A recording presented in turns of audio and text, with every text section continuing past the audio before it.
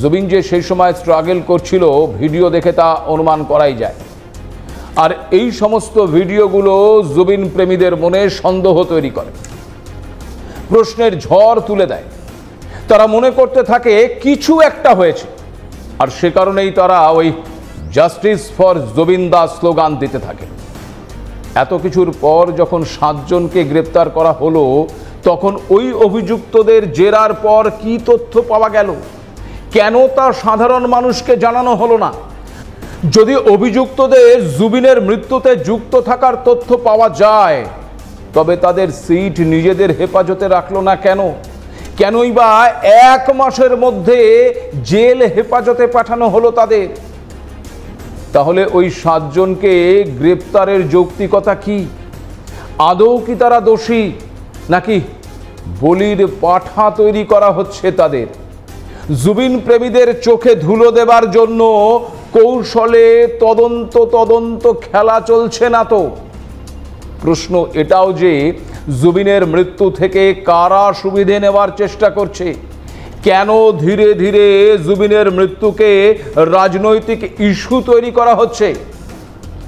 1 মাসেরও বেশি সময় ধরে যখন একজন শিল্পীর জন্য অসম শোক পালন করছে, অনুগামীরা শোকস্তব্ধ হয়ে রয়েছে, জায়গায় জায়গায় স্মরণ সভা হচ্ছে, justice for Zubeen da slogan উঠছে, তখন কি করছে প্রতিবেশী এই বাংলা তথা বাংলায় থাকা জুবিনের সতীর্থরা? এই বাংলায় কটা স্মরণ সভা হয়েছে নিজেকে অর্ধেক বাঙালি দাবি করা ওই জুবিনের জন্য? জুবিনের মৃত্যু রহস্য যত ঘনীভূত হয়েছে, গ্রেপ্তারের সংখ্যা ততই বেড়েছে।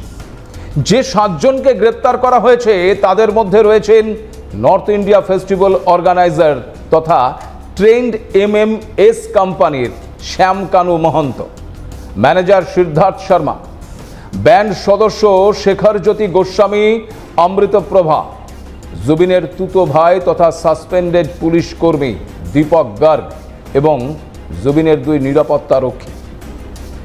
আপনাদের একটা বিষয় জানিয়ে রাখি, এই শ্যাম কানু মহন্তের বড় ভাই জ্যোতি মহন্ত প্রাক্তন ডিজিপি ছিলেন এবং দ্বিতীয় ভাই ননী গোপাল মহন্ত আবার অসমের মুখ্যমন্ত্রীর এডুকেশন অ্যাডভাইজার ছিলেন।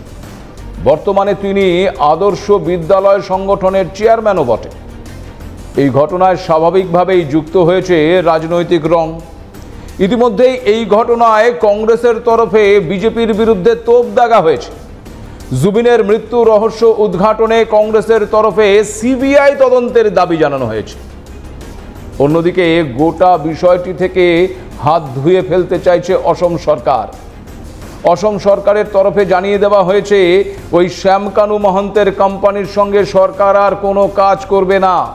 এমনকি ওই শ্যাম কানুর অ্যাকাউন্ট খতিয়ে দেখার আবেদনও করেছে অসম সরকার। গত 28শে সেপ্টেম্বর প্রধানমন্ত্রী নরেন্দ্র মোদী তার মন কি বাত অনুষ্ঠানে জুবিনকে অসম সংস্কৃতির কোহিনূর বলে আখ্যা দিয়েছিলেন। আবার গত 17ই অক্টোবর অসমে পৌঁছান লোকসভার বিরোধী দলনেতা তথা কংগ্রেস সাংসদ রাহুল গান্ধী। জুবিনের পরিবারের সঙ্গে দেখা করার পাশাপাশি জুবিনের শেষকৃত্য সম্পন্ন যেখানে হয়েছিল সেখানে গিয়ে শ্রদ্ধাও জানান তিনি। এতক্ষণ আপনারা নিশ্চয়ই বুঝতে পেরে গেছেন যে ওই জুবিনের মৃত্যু নিয়ে অসমে রাজনৈতিক লড়াই শুরু হয়ে গেছে। কারণটাও খুব পরিষ্কার। পশ্চিমবঙ্গের পাশাপাশি আগামী বছর রয়েছে এই অসমেরও বিধানসভা নির্বাচন। যে মানুষটার জন্য কাতারে কাতারে মানুষ রোদে জলে ভিজতে পারেন, কাঁদতে পারেন, যে মানুষটার শেষ যাত্রা ওই মাইকেল জ্যাকসন, পোপ ফ্রান্সিস এবং রানী এলিজাবেথের পরে পরিগণিত হয়, সেই মানুষটার জনপ্রিয়তা যে ভোট রাজনীতির জন্য অত্যন্ত লোভনীয় তা কি আর নতুন করে বলে বোঝাতে হয়? জুবিনের জন্য গলা ফাটিয়ে একটু চোখের জল ফেলে যদি একটু বাড়তি ভোট নিজেদের ঝুলিতে আনা যায়, এখন তার প্রতিযোগিতা শুরু হয়ে গেছে ওই অসমে। যে মানুষটা আজীবন রাজনীতির বাইরে থাকলেন, শাসক বিরোধী সবার চোখে চোখ রেখে সঠিকটাকে সঠিক আর বেঠিকটাকে বেঠিক বলে গেলেন, সেই মানুষটার জনপ্রিয়তাকে এখন রাজনীতির ময়দানে কাজে লাগাতে চাইছে অসমের শাসক বিরোধী উভয় পক্ষই। সত্য সেলুকাস, কি বিচিত্র এ দেশ। অসম সরকারের তরফে ইতিমধ্যে গুয়াহাটির কামারকুচিতে 10 বিঘা জমি দেওয়া হচ্ছে জুবিনের নামে মেমোরিয়াল বানানোর জন্য। এমনকি জুবিনের অ্যাশেস অর্থাৎ ছাই তাও নাকি অনলাইনে বন্টন করা হবে, যার জন্য আবার নয়া পোর্টালও খোলা হয়েছে। ভাবুন একবার কি অবস্থা। আচ্ছা, এর আগে কোনো একজন শিল্পীকে নিয়ে এমনটা কখনো হয়েছে কি? কখনো শুনেছেন, কখনো দেখেছেন? দেখুন, আমি কখনো কোনো শিল্পীকে ছোট বা অসম্মান করছি না, কিন্তু শুধু শিল্পী হলে কি আদৌ এটা সম্ভব?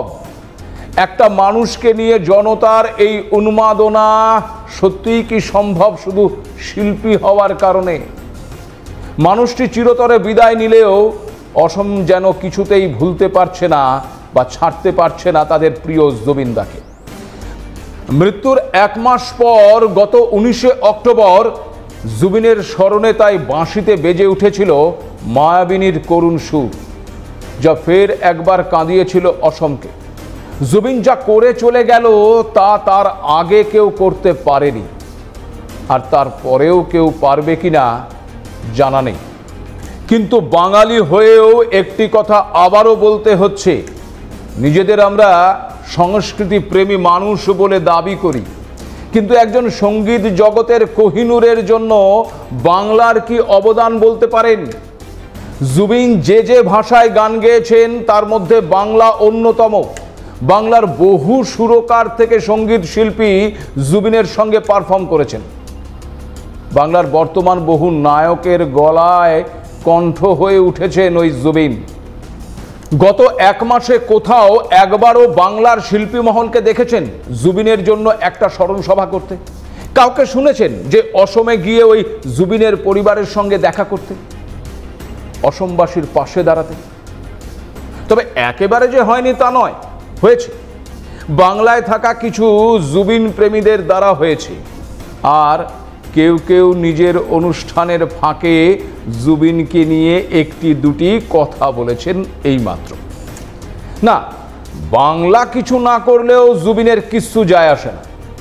যে মানুষটা বলিউডকেই পাত্তা দিল না, সেই মানুষটা চলে যাওয়ার পর এই ভেবে কষ্ট পাবে যে বাংলার টলিউড তাকে নিয়ে কিছু বলল না, তাকে নিয়ে কিছু করলো না। খুব কম সময়ে জুবিনকে যেটুকু জানতে পেরেছি তাতে জোর দিয়ে এটা বলতে পারি যে জুবিন সেই জাতের মানুষ ছিলেন না। বাংলা কি করলো তাতে জুবিন কিছু বদার করে না, করেওনি। জুবিনের মতন ওই ক্ষণজন্মারা ধূমকেতুর মতন আসেন আবার চলেও যান, আর ওই সময়ে তৈরি করে রেখে যান ইতিহাস। জুবিন যে ইতিহাস তৈরি করলো বাংলার জীবনমুখীরা দেখে দুঃখী হবেন না। হয়তো আপনারাও পারতেন যদি না আপনারা মানুষের বিশ্বাসের সঙ্গে দ্বিচারিতা করতেন। মঞ্চে দাঁড়িয়ে বড় বড় বকুনি দেওয়া খুব সহজ, তাতে হাততালি কুড়োনো যায়, কিন্তু জুবিন হতে গেলে কথা আর কাজে মিল রাখতে হয়। রাজনৈতিক অবস্থান নিয়েও তথাকথিত রাজনীতি থেকে নিজেকে দূরে সরিয়ে রাখতে হয়।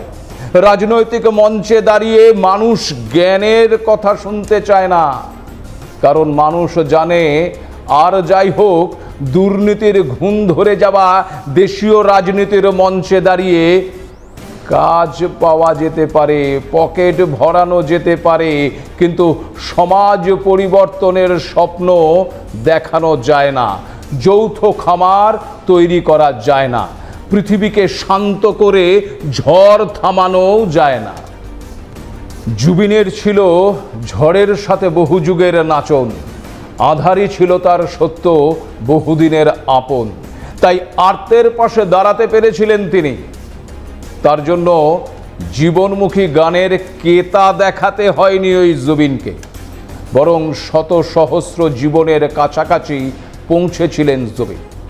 তবে সত্যি যদি এই জুবিনের মৃত্যু নিয়ে রাজনীতি হয়, আসল তথ্যকে ঢেকে দেওয়া হয়, তবে তার থেকে দুর্ভাগ্যের আর কিছু থাকবে না। জানি না এদেশে এটাই ভবিতব্য কিনা। আজ এ পর্যন্তই। নমস্কার।